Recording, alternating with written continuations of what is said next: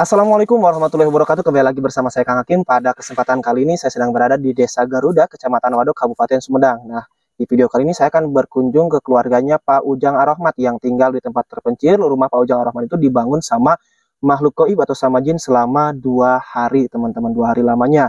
Dan Pak Ujang Ar-Rahmat ini istilahnya seorang pakar spiritual. Banyak juga tamu-tamu yang datang ke Pak Ujang Ar-Rahmat. Bahkan Pak Ujang Ar-Rahmat pernah bercerita, cuman tidak diangkat di dalam video sebelumnya. Itu katanya kalau misalkan ada yang berobat ke sini, itu makhluk halusnya, makhluk gaibnya, jinnya itu disimpan di sini di rumahnya Pak Ujang Ar-Rahmat. Oh, sangat mengerikan banget ya teman-teman. Dan juga di sana itu masih banyak tempat-tempat yang lainnya, tempat-tempat angker lainnya. Bahkan di belakang saya ini ada 3 kuburan, ada 3 makam keramat, teman-teman. Nah, yang penasaran dengan ceritanya Pak Ujang Ar-Rahmat, cerita mistis dari Pak Ujang Ar-Rahmat, ikutin terus perjalanan saya. Saya doakan yang selalu mengikuti perjalanan saya, semoga kalian semua selalu diberikan kesehatan oleh Allah Subhanahu wa Ta'ala, dipanjangkan umurnya, yang masih sakit diangkat penyakitnya, yang punya hutang semoga hutangnya cepat terbayar lunas, digampangkan milik rezekinya, yang masih jomblo semoga cepat ketemu dengan jodohnya, yang sudah menikah semoga menjadi keluarga yang sakinah mawadah warahmah, diberikan keturunan yang soleh-soleha. Teruntuk buat kalian para janda, para duda yang masih mencari pasangan hidup barunya, semoga kalian mendapatkan pasangan hidup baru kalian yang bisa menyayangi kalian dan anak kalian sama seperti menyayangi anaknya sendiri. Yang belum mendapatkan pekerjaan semoga bisa mendapatkan pekerjaan, yang belum punya rumah semoga bisa mempunyai rumah. Dan saya ingatkan, yang belum sholat silahkan sholat terlebih dahulu, jangan sampai adanya video ini atau tayangnya video ini melalaikan atas kewajiban kita hidup di dunia ini, teman-teman. Kita lanjut aja berjalan menuju rumahnya Pak Ujang Ar-Rahmat. Jalannya sendiri menuju rumah Pak Ujang Ar-Rahmat ini ya jalan setapak kayak gini, teman-teman. Kalau video sebelumnya kan saya berjalannya itu dari atas sana tuh, teman-teman, dari sana mudun ke sini. Kalau sekarang saya mulai dari bawah, dari makam keramat putra pinggan kalau nggak salah gitu. Pak Ujang Ar-Rahmat juga pernah bercerita. Nah, ini sekeliling rumah Pak Ujang Ar-Rahmat ini merupakan area hamparan pegunungan dan juga pesawahan. Bukan pesawahan, hamparan area pertanian masyarakat di sini. Dan di sebelah sana itu ada gua monyet katanya, teman-teman. Penunggunya itu monyetnya sangat besar sekali. Mudah-mudahan Pak Ujang Ar-Rahmatnya sedang ada di rumah ya, teman-teman. Jadi saya bisa ngobrol panjang lebar nih sama Pak Ujang Ar-Rahmat. Kalau kendaraan roda 2 ini bisa masuk dari atas sana tuh, teman-teman. Pokoknya patokannya kalau misalkan teman-teman yang ingin bertamu ke Pak Ujang Ar-Rahmat, ada daerah Puncak Garuda kalau nggak salah. Dari Puncak Garuda itu nggak jauh, tanya aja rumahnya Pak Ujang Ar-Rahmat yang berada di tengah hutan, udah pada tahu kok. Dan Gunung Cakra ini terkenal angker. Emang tadi dari atas, kalau kemarin-kemarin mah di sana. Tadi juga di perjalanan saya kesini tuh bener-bener sepi, nggak ada orang satupun. Ngeri, teman-teman. Kalau sore hari atau misalkan malam hari saya kesini, pasti bakal mengerikan dan juga nggak bakal berani mungkin.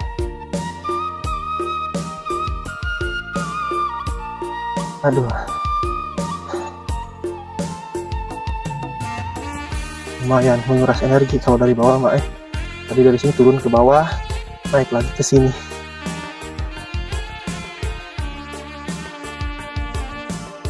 Tuh, jalannya bebatuan kayak gini. Berjarak dari jalan raya itu sekitar 5-10 km ada kayaknya. Untuk posisi rumah Pak Ujang Ar-Rahmatnya ini di sini nih, teman-teman. Nah, ini rumah yang dibangun sama makhluk gaib atau sama jin selama 2 hari.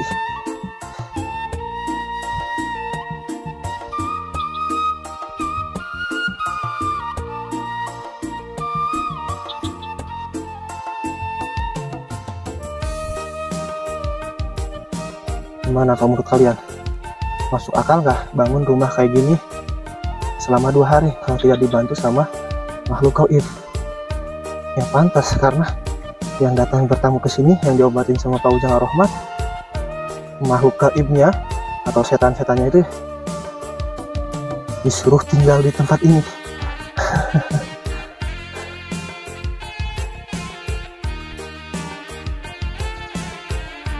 Kan kalau lihat dari sini rumahnya cukup lumayan bagus sekali, teman-teman.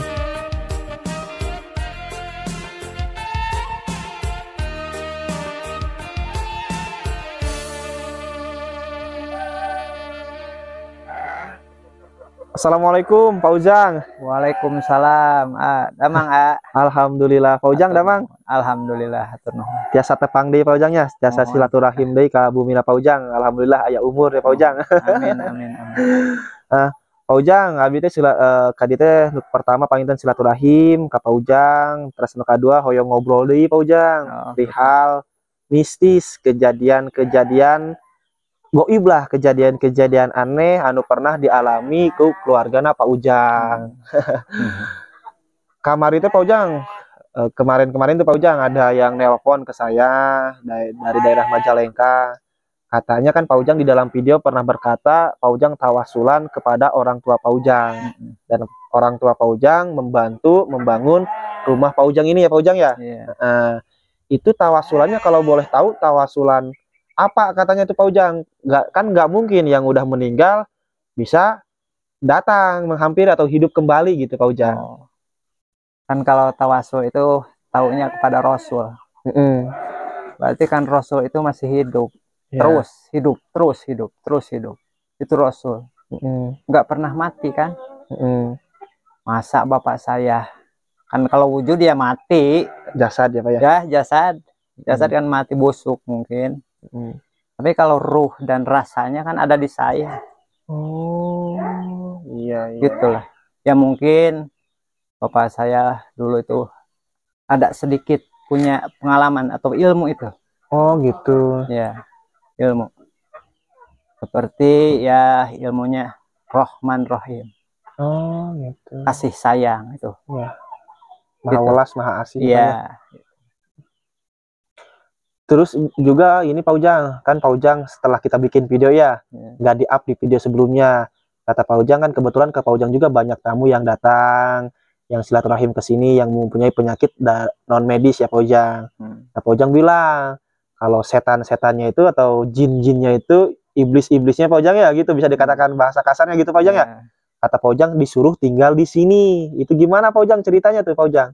Oh, jadi gini ya, setiap orang yang lagi sakit pasti ada yang ngikutin, apalagi kalau ada yang nyuruh tuh yang ngikutinnya. Kalau mau di sini kan saya nggak mengusir, saya silahkan bebas, ini tempat yang punya Tuhan yang Maha Esa itu. Jadi intinya di sini bebas, tapi ada tata caranya. Ada tata keramanya Pak Ujang ya? Tata keramanya. Walaupun itu seperti jahat, tapi kalau sayanya tidak jahat itu kan tidak mungkin dia menjahati saya gitu. Dan saya tidak selalu mengusir seperti makhluk-makhluk Tuhan yang Maha Esa itu. Jadi intinya saya dipersilahkan kalau mau di sini. Kalau mau tinggal di sini, betah di sini silahkan. Gitu. Tapi syaratnya jangan mengganggu makhluk Tuhan yang lainnya. Ya, nah, apa mungkin Pak Ujang nih, kita bahas lagi nih Pak Ujang. Kan kata Pak Ujang, rumah Pak Ujang itu ada, pas dibangunnya itu ada bantuan goib ya Pak Ujang ya. Apa mungkin itu para makhluk-makhluk gaib atau jin-jin yang pernah Pak Ujang taklukkan dari pasien Pak Ujang gitu, yang menetap di sini? Iya. Ya mungkin bisa, dikarenakan kan saya itu nggak membalas dengan kejahatan, tapi saya mempersilahkan, dan saya mempersilahkan itu jangan mengganggu, dan kalau ada apa-apa ya silahkanlah. Masa makhluk Gusti itu tidak bisa berbalas budi. Oh gitu. Walaupun dia jahat, dia mau disempurnakan. Betul. Gitulah. Kalau orang sama kayak orang juga ya Pak Ujang ya, kalau misalkan orang tersebut jahat kepada kita tapi kita ngebalas kejahatan tersebut, ya dia itu kan berubah menjadi baik ya Pak Ujang. Nah itulah. Sama makhluk gaib juga kayak gitu Pak Ujang? Tidak berbeda. Tidak berbeda jauh. Nah itu Pak Ujang, kan yang datangnya itu 2 orang pemuda kata Pak Ujang ya gitu. Itu Pak Ujang pernah lihat pemuda tersebut itu atau gimana Pak Ujang? Ya kalau itu kan kesini banyak anak-anak yang asing lah datang. Tapi mungkin dia mah cuma waktu itu aja datang ke sini tuh. Datanginya Cuman pas ngebantu, pas bawa angkut bahan bangunan dari atas. Gitu. Karena secara syariat bikin rumah sebesar ini Pak Ujang, ini bahan bangunannya kalau dibawa dari jalan tadi di atas. Pas lagi saya kesini juga sepi banget, nggak ada orang satupun. Akses jalan itu jalan setapak bebatuan. Secara syariat bawa bahan bangunannya itu nggak mungkin beres dalam waktu 2 hari. Ini mah beres ya Pak Ujang ya. Alhamdulillah. Nah kalau ketika membangunnya sendiri gimana Pak Ujang? Kan waktu ngebangunnya belum selesai itu ceritanya tuh, gimana tuh lagi? Gitu. Ada bantuan juga dari Goib juga Pak? Nah itu saya sebelumnya kan saya nggak tahu harus apa ya, minta bantuan sama siapa gitulah. Kan saya nggak tahu siapa yang bisa bangun rumah. Nah tapi dengan spontan itu ada lagi tamu sini, dengan saya nggak tahu dia itu tukang bangunan juga. Tanpa sadar saya juga mempersilahkan aja, kalau Bapak mau membantu saya silahkan aja gitu. Bapak juga nggak kenal sama orang tersebut? Alhamdulillah waktu itu belum kenal waktu itu. Kalau sekarang mah alhamdulillah dia juga mengakui bahwa saya itu orang tuanya dia. Oh alhamdulillah kayak gitu Pak, berarti ya Pak. Berarti itu mah manusia bukan goib Pak? Ya mungkin itu secara kasat mata ya manusia, tapi kenyataannya ada kelainan itu. Kelainannya kayak gimana? Kelainannya kan kalau biasanya jam 4 itu udah beres. Kalau kuli kok ini mas sampai jam 9 itu nggak terasa katanya. 9 malam? Iya. Kerja itu? Iya. Itu. Alhamdulillah gitu. Tapi saya nggak memaksa dia, nggak apa ya, nggak nyuruh sampai malam. Dia yang mau? Iya. Kadang-kadang saya tidur, dia mah udah main aja gitu lah. Main kerja? Kerja terus? Waduh, Pak Ujang tidur juga itu mah masih kerja terus? Alhamdulillah dia. Mungkin itu mah jin-jin yang ditakutkan Pak Ujang mungkin ya. Tahu ya. Yang penting setelah beres kerja itu kayaknya kayak orang apa ya, kehilangan akal gitu lah. Kehilangan akal kayak gimana Pak? Iya, kayak nggak ingat kerja sampai malam. Itulah. Jadi kayak biasa aja, seperti biasa gitu. Kayak dia tidur aja dari jam 4 sore itu, dia nggak tahu malamnya apa. Nggak ngapa-ngapain tuh nggak tahu. Jadi seolah-olah ada yang ngegerakin sendiri. Alhamdulillah. Gitu. Nah juga katanya Pak Ujang ini makhluk halus atau jin-jin di sini tuh malah melindungi keluarga Pak Ujang ya Pak Ujang. Alhamdulillah, dikarenakan waktu tadi bilang saya kalau ada yang jahat dijahatin ya mungkin lebih jahat. Kalau yang jahat disayangi ya itu alhamdulillah ada petunjuknya dari Tuhan. Bakal lebih baik lagi ya Pak Ujang. Lebih baik lagi itu. Itu bisa melindunginya kayak gimana contohnya Pak Ujang? Contohnya ya seperti kalau ada pintu belum ditutup. Kalau ada yang mau datang ke sini. Kan waktu itu mungkin ada sedikit lah intinya kesalahan saya. Kalau ada tamu yang kurang bagus tuh ada sedikit yang memberi informasi sama saya. Memberi informasi contohnya kayak gimana Pak Ujang? Seperti hati-hatilah. Besok ada tamu yang kurang bagus, kurang baik. Silahkan persiapkanlah untuk minumnya, untuk makannya dia. Jadi harus disambut dengan kebaikan. Gitu ya. Walaupun dia mungkin ada maksud yang kurang bagus. Terus itu Pak Ujang katanya tadi tak bilang pintu belum dikunci tuh dikunci sendiri sama makhluk halusnya tuh gimana Pak Ujang? Yang nggak bisa ngunci kalau makhluk halus mah. Cuman gimana tuh ke Pak Ujangnya? Cuma ada suara ketuk-ketuk pintu atau jendela. Nah waktu itu saya kesal. Saya tanya ada apa ini, dan ada yang jawab pintu belum ditutup. Alhamdulillah kata saya, gitu intinya. Jadi ngingetin. Kalau mau tidur itu kunci dulu pintu masih terbuka. Rapih, gitu lah.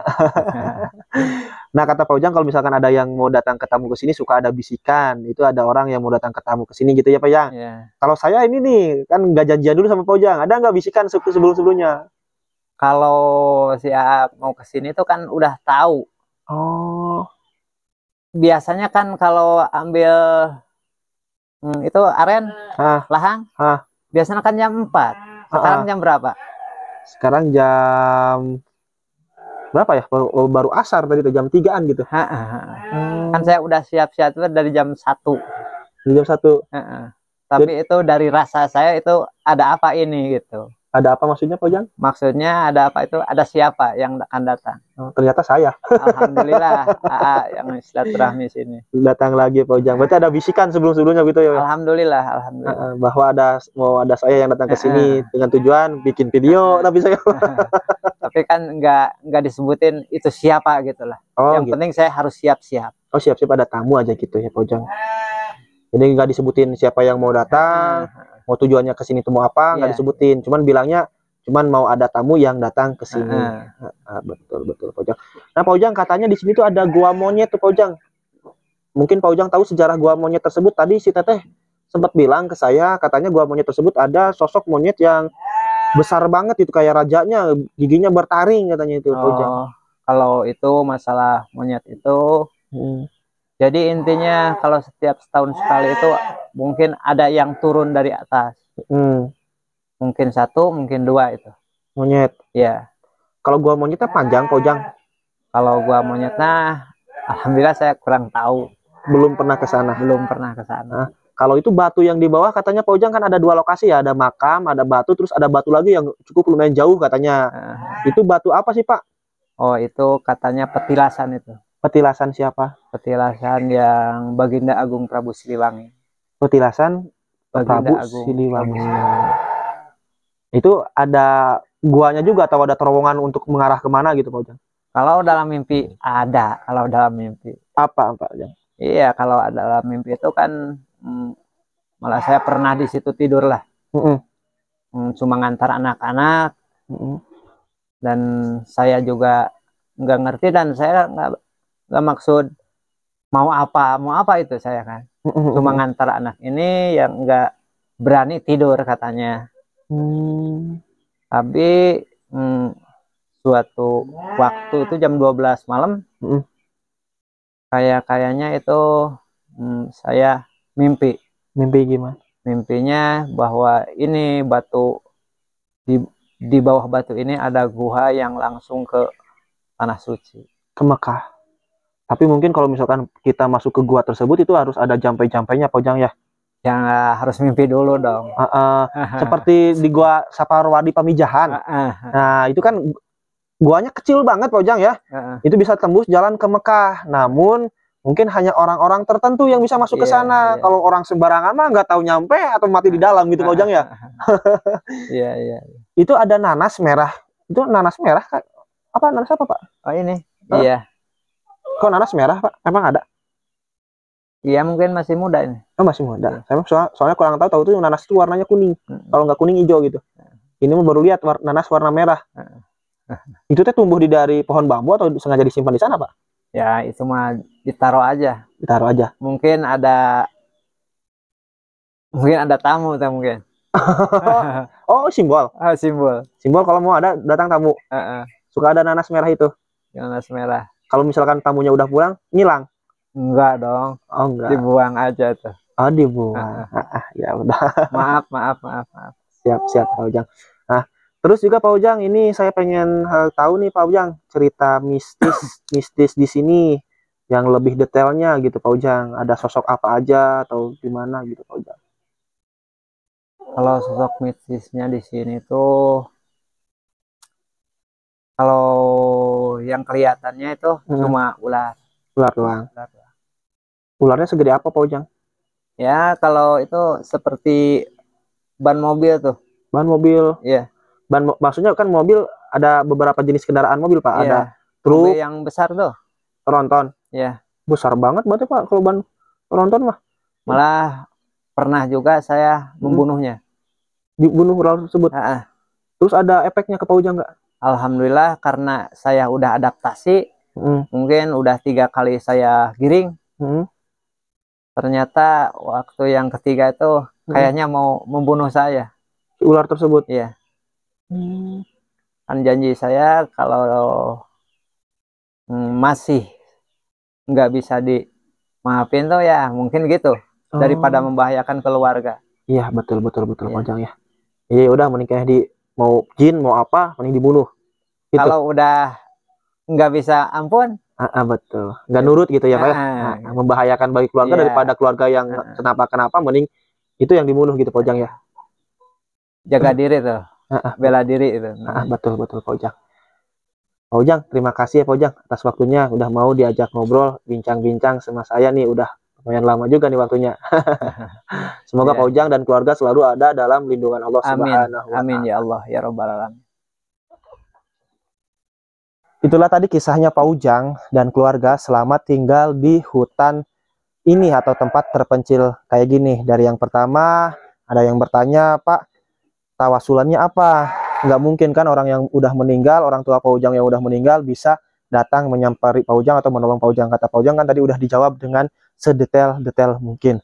Terus yang kedua, itu di sini itu kan Pak Ujang bisa dikatakan ahli hikmah atau spiritual. Banyak tamu yang datang ke sini tuh mempunyai penyakit yang berbeda-beda. Dari yang pertama penyakit non medis, kena sihir, kena apa gitu, dan jin-jin yang mengganggunya tersebut itu sama Pak Ujang dipersilahkan tinggal di sini asal jangan mengganggu Pak Ujang. Mungkin juga jin-jin tersebut yang membantu Pak Ujang ngangkutin bahan bangunan untuk membangun rumah Pak Ujang, karena secara syariat rumahnya itu besar, mewah lah isal dikata untuk di ukuran di kampung, tapi tidak masuk akal kalau misalkan membawa bahan bangunannya atau membangun rumah tersebut hanya dalam waktu 2 hari, dan orang yang membantunya juga Pak Ujang tidak pernah kenal sama sekali gitu. Nah, gimana menurut kalian? Mau percaya silahkan, mau tidak juga tidak apa-apa, karena yang namanya gaib itu memang adanya, tapi belum tentu setiap orang mengalami hal-hal seperti itu. Itu yang pernah dialami sama Pak Ujang sendiri. Dan di bawah sana itu ada batu yang besar sekali, dan di pinggirnya atau di bawah batu tersebut ada gua yang bisa tembus ke Mekah. Namun hanya orang-orang tertentu yang bisa masuk ke gua tersebut. Saya Kang Hakim pamit undur diri, sampai ketemu di video berikutnya. Wassalamualaikum warahmatullahi wabarakatuh.